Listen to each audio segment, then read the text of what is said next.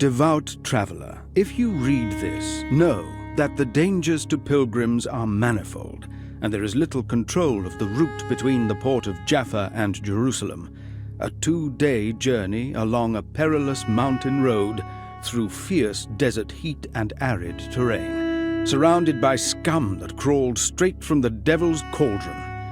Should you somehow survive the wild animals, such as lions, and even manage to escape the Muslim armies, be sure that sooner or later you'll encounter the slavers, cutthroats, and assassins.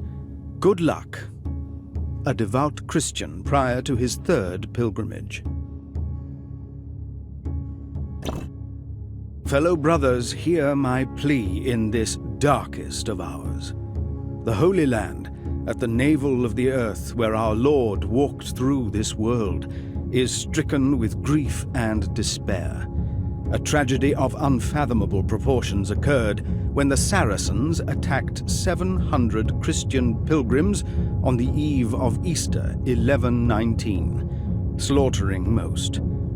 Our continued survival in the Holy Lands demands a fighting force specifically dedicated to protecting the holy roads and pilgrims.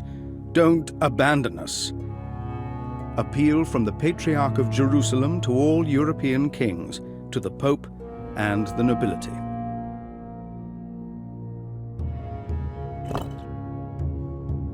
After my wife's death, I, a noble knight from Champagne, left Europe to seek adventures in the Orient with my brother-in-arms, Godfrey de Saint-Omer. We were so poor back then that we had to share a horse.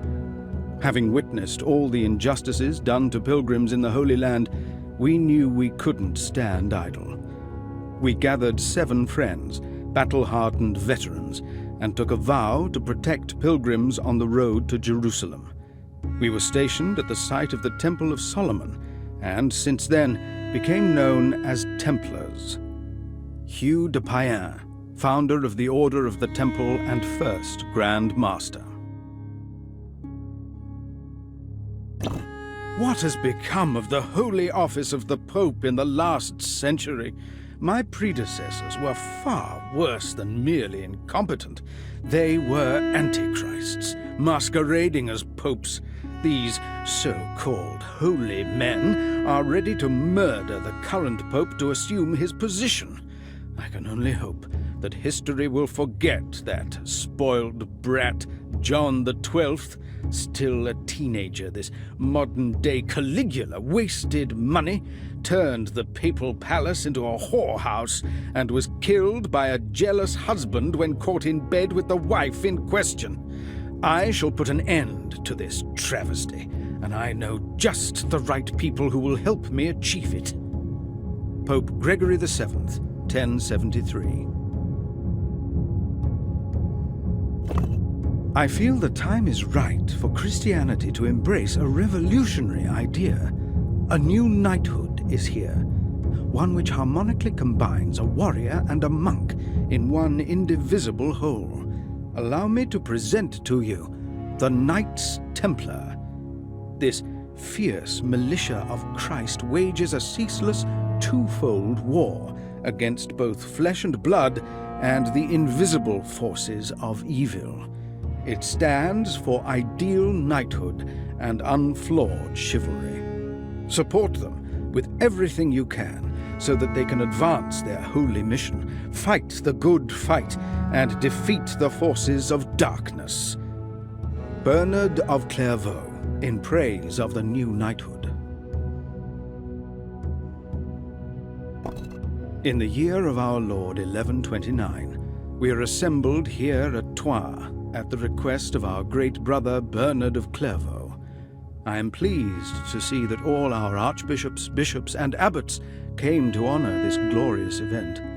At my behest, and with the approval of the Patriarch of Jerusalem, I hereby bless the existence of the Order of the Knights Templar. They are to receive white robes signifying purity. On them, proudly, a red cross should be affixed to symbolize the sacrifice they are prepared to make. Pope Honorius II, the Council of Troyes, 90 miles southeast of Paris.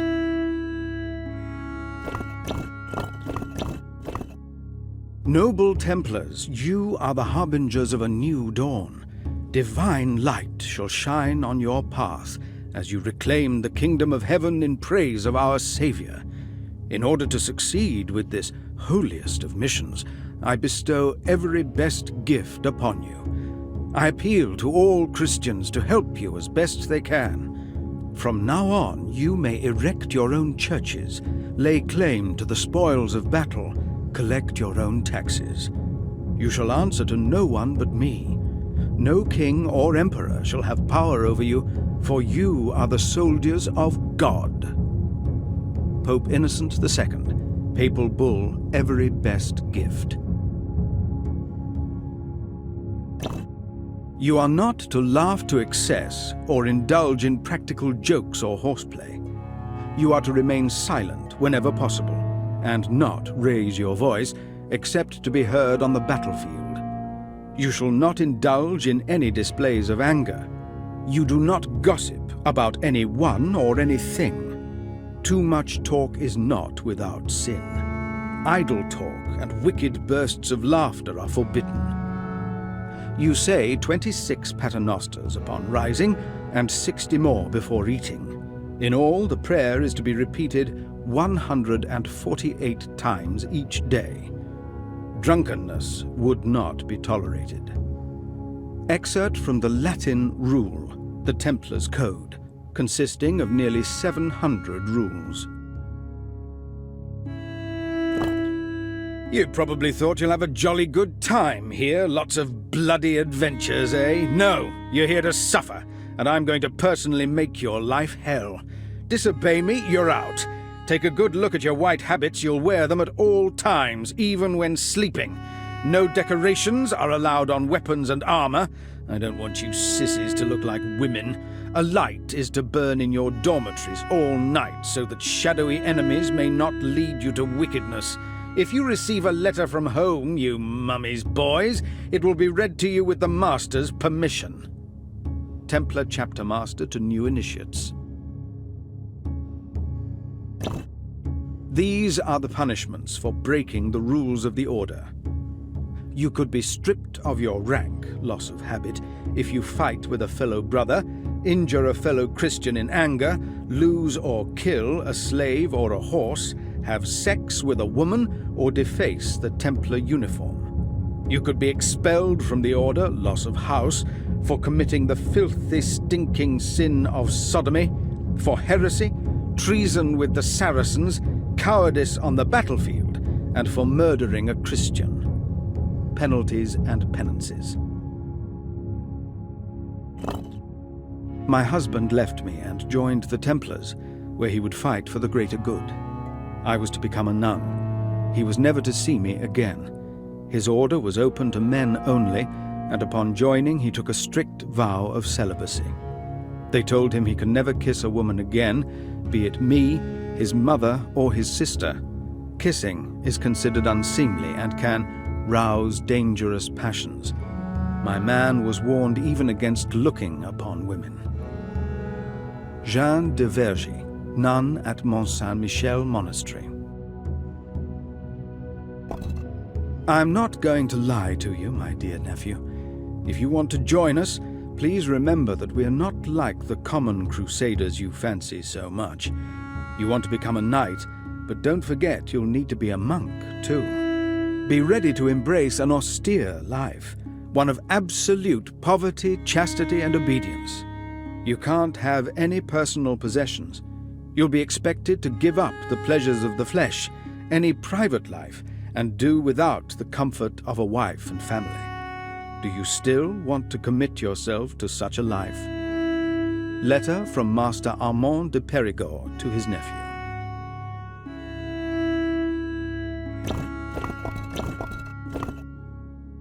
The greatest day finally arrived. I am to become a Templar Knight. I fulfill all the prerequisites for membership. I'm of noble birth, a legitimate son, and not married. I'm in good health, not indebted, and not bound to any other order. New initiates are led to a domed chamber of a church resembling the Holy Sepulchre. First, the elder brothers will determine if no one present opposes me as a candidate. Then they will tell me of the harshness of the Templar life, and if I still want to join, they will proceed to ask me many personal questions. Ultimately, I take the Templar vows. Sir Jeremiah Brock. The Grand Master of the Templars is their all-powerful leader, so powerful that the final paragraph of their rule states that all the specific instructions contained therein are to be followed or not at the discretion of the Master. His term of office is for life, and he's in charge of the Order's worldwide operations. His death is celebrated with great dignity and many prayers. A successor is chosen by an electoral college of 13 members, 8 knights and 4 sergeants representing the 12 apostles, plus a chaplain brother for symbolizing Jesus Christ. Assassin spy reporting on the Grand Master of the Templars. The Templar Order is an extremely intricate and efficient organization. The actual knights are the minority here, with most of the brothers working as servants, blacksmiths, brewers, tanners, engineers, masons, carpenters, and architects. We have associate members who are married and only serve temporarily. Women are allowed in this group too. They serve as nurses. Strange, but even non-Christians, people of mixed races, join the order as sergeants, scribes, and so on. You feel as if part of something great here. Pedro, a Templar stonemason. Dear friend, nowadays it is too dangerous to carry large sums along perilous routes. It is safer to entrust your money to the Knights Templar and their network. They have invented an ingenious system. If you wish to travel on business to the Orient, you go to any Templar house in Europe with your money, and they give you a piece of paper stating the amount of your deposit. This document is encoded so that no thief or pirate can present it as their own. With this receipt on paper, you can safely withdraw money from every Templar stronghold in the world. Letter from Mordecai, Jewish merchant, to his friend Shimon. Due to the special nature of our order and our unmatched diplomatic skills, we are often active as advisors to kings and nobles. Our brethren also act as papal chamberlains and have access to the private chambers of the Pope. Templars preside as judges over major crimes. We've put some of the worst scum behind bars.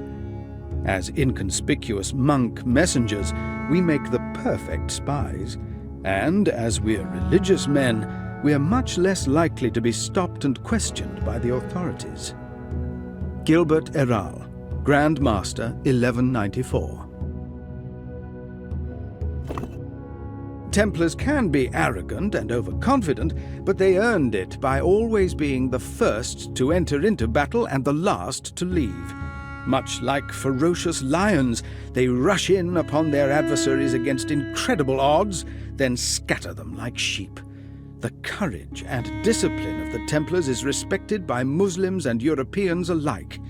These extraordinary warriors are never allowed to leave the battlefield, no matter what the odds, and always ready to perish for their faith. Archbishop William of Tyre, chronicler of the Templar Order.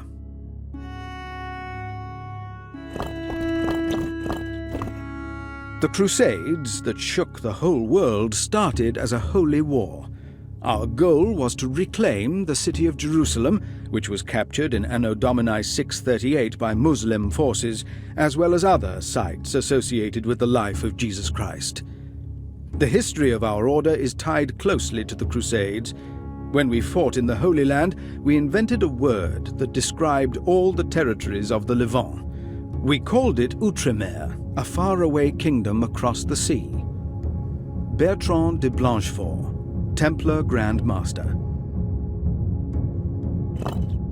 When we first came to the Holy Land, we weren't prepared for the multitude of races, religions, and customs we encountered there. Our Muslim enemy wasn't unified as we had expected. They were fragmented into factions and engaged in constant power struggles. We conveniently called them Saracens, because the ancient Romans used this term to describe the people who inhabited the deserts near Syria. Their warriors are strong and dedicated. Like us, they were trained to die as martyrs and not fear death. Tancred, a Norman leader of the First Crusade. The battle at the Horns of Hattin brought the prophet eternal glory and shame upon my worst enemies, the Templars. These holy warriors who led the Christian army underestimated me and ordered their forces to engage me against better judgment. Their arrogance sealed their fate. The Christians were too exhausted from the long march and had barely any food and water left. They fell straight into my trap. I annihilated them. After the battle, I gave orders to cut off every Templar's head. I respect these warriors of Christ, but fear them as well. Saladin, the Battle of Hattin, July the 4th, 1187. My first visit to Outremer was deeply embarrassing, as I saw how my Christian brothers there became orientalized, tainted by the delights of the East. These once simple men now readily embrace the culture of those savages, employing Syrian physicians, cooks, artisans, and servants. They organize lavish banquets with wenches attending and use professional mourners at funerals. When not on the battlefield, these feigned Saracens are garbed in feminine Eastern dress. Can you imagine? They even eat local fruit and bathe regularly. Arnulf, a Frankish noble on his visit to Outremer. I was born a slave, brought from a foreign country with no knowledge of my parents. They called me Mamluk. I learned to hate early on as they trained me to become a killing machine. I was chosen to be one of the elite bodyguards of the Sultan of Egypt. He stood in the way of my ambitions. I assassinated him and became Sultan myself. People call Mamluks the Templars of Islam because we are unstoppable. My rule overshadowed even the mighty Saladin. I crushed the Christians, brought the Mongol horde to a halt, and annihilated the assassins. Baybars, Sultan of the Mamluks. I first met the illustrious assassins at their fortress, Alamut. Well-trained as devout holy warriors, they are not entirely dissimilar to the Templars. Their charismatic leader is called the Old Man of the Mountain. Some of the young initiates are led to believe in the secret Garden of Paradise. It's an imaginary heaven made real by the use of drugs. If you carry out an assassination successfully, you gain access to it. Many kings and nobles pay tribute to the old man and cultivate his friendship for fear of being murdered. Marco Polo, on Alamut, 1273.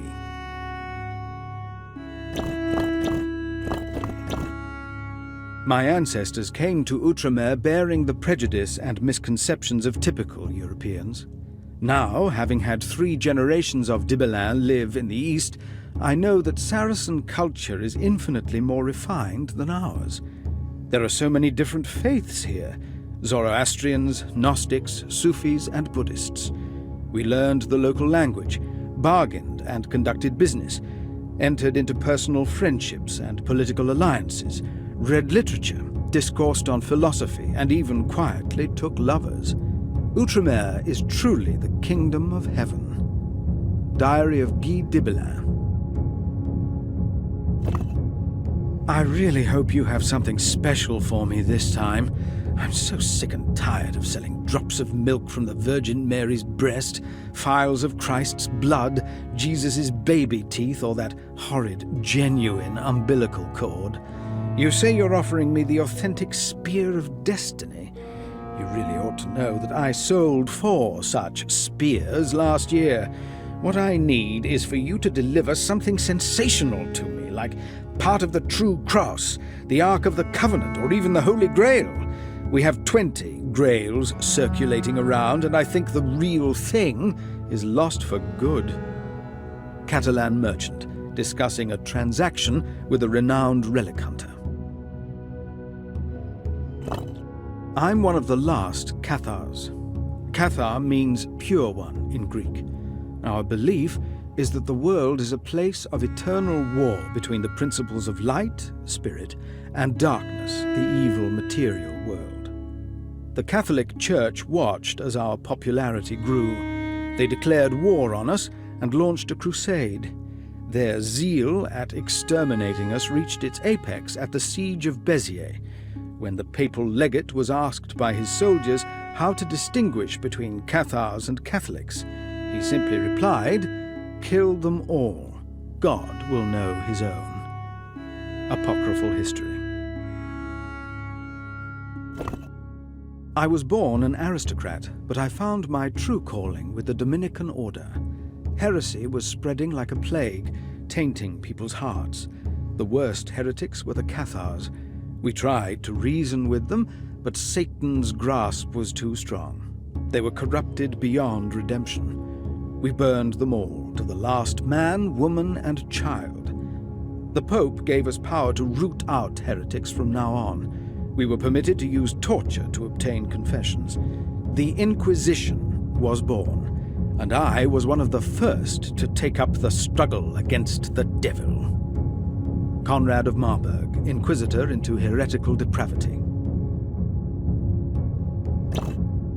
Heresy is defined as an opinion or religious belief that is in opposition to Orthodox Catholic doctrine. Personally, I call it an error of faith, a sickness of the soul.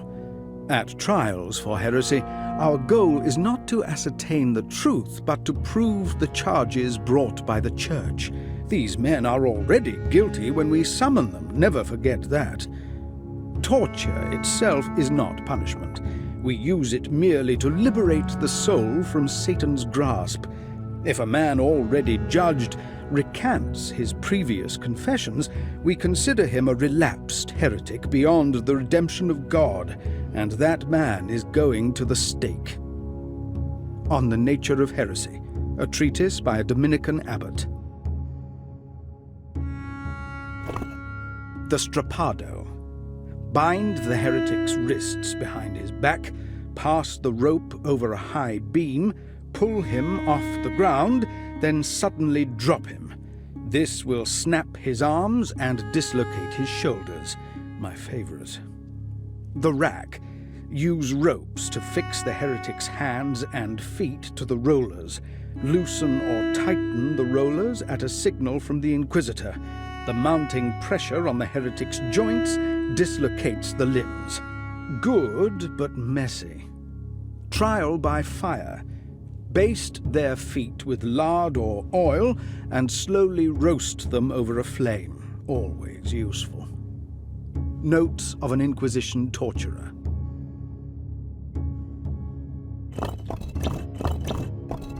Our order is changing. We previously protected pilgrims. Now we have evolved into a crusading fighting force.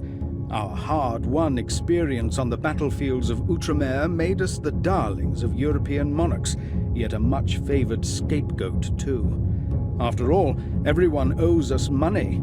Juggling money, the root of all evil, turned the order into a staggering behemoth, an easy target for envy and scorn. I heard people on the street refer to a beggar saying, "He drinks like a Templar." Had we fallen so low that in Germany they call going to the temple a visit to a brothel? Guillaume de Beaujeu, Grand Master 1273. Dear friend, Rome is in turmoil, and I fear the Vatican is no longer suited to ensure your safety.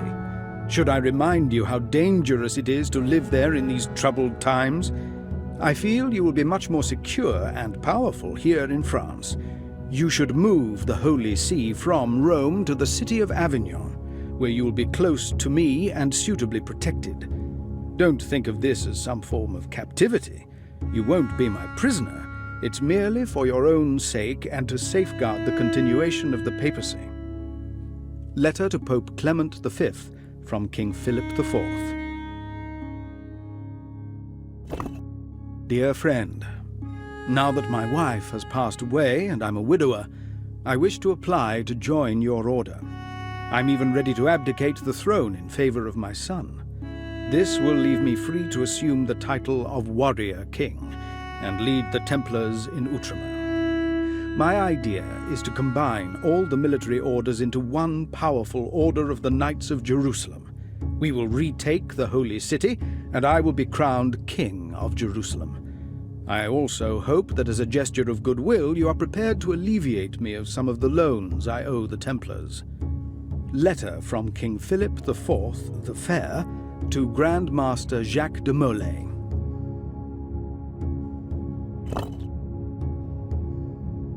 Master, I humbly urge you to reconsider your cooperation with King Philip the Fair. This man is everything but fair, except for his good looks. He's a ruthless politician whose avarice knows no bounds of decency nor fear of consequence. His sole obsession is money. Allow me to remind you how Philip arrested the Jews, stole from the Lombards, levied all kinds of taxes on commoners and clergy, and devalued the coinage of France twice to fill his ever-needy royal coffers. As you've refused to give him any further loans, now he's cast an eye on our wealth. Don't trust him, master. Letter to Jacques de Molay from Geoffroy de Charny. This sealed royal communique is to be opened precisely on Friday the 13th, 1307. At the crack of dawn on this date, every Templar in France is to be arrested upon order of your king. I am well aware of what you are wondering right now. How is it possible that these holy warriors are guilty? After all, they are highly esteemed men. Allow me to ease your conscience, for their crimes against God, the Church, Europe, and common decency are unspeakable. They stand accused of heresy, witchcraft, treason, and sexual perversion. Sealed order for the arrest of all Templars from King Philip IV of France. Your Majesty, as requested, I prepared a list of accusations against the Templars. I conjured up crimes so horrible, so ungodly, that the whole world will turn against them. What worked to take care of the Cathars and the Jews should do the trick again. The main charge brought is heresy. Upon torture, the Templars testified that when introduced to the order, new initiates are required to deny Christ, to spit on the Holy Cross, and engage in homosexual acts. They also worship an idol in the form of a cat or bearded head called Baphomet. The Templars are already history. William of Paris, Grand Inquisitor of France, to King Philip IV.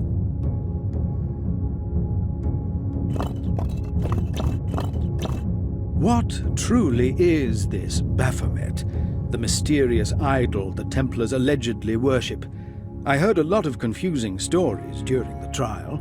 Some say it was the head of John the Baptist or of Hugh de Payens. Templars at the trial claimed it was too terrible to describe.